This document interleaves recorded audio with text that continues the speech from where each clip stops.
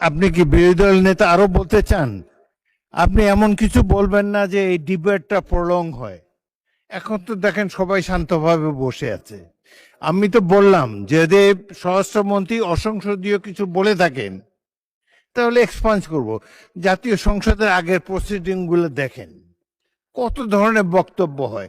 আমি আশা করব যুক্তি নির্ভর এবং অপর পক্ষের প্রতি সম্মান রেখে বক্তব্য সবাই রাখবেন। অসংসদীয় কোনো কিছু যদি বলে থাকেন সেটা আমরা দেখব, কিন্তু এই যে কথাই বলতে দেবেন না, এই অ্যাটিটিউড খুবই খারাপ।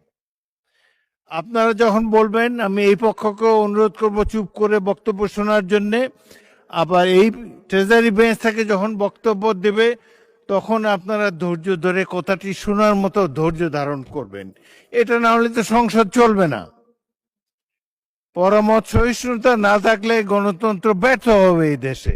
আমি কাউকে ছোট করার জন্য কোনো বক্তব্য রাখি নাই, কিন্তু দেখা যাচ্ছে যে আপনারা স্বরাষ্ট্রমন্ত্রীকে বক্তব্যই রাখতে দিলেন না। শাউট করে তার বক্তব্য যাতে না শোনা যায়, এই অ্যাটিটিউডটার আমি নিন্দা করি।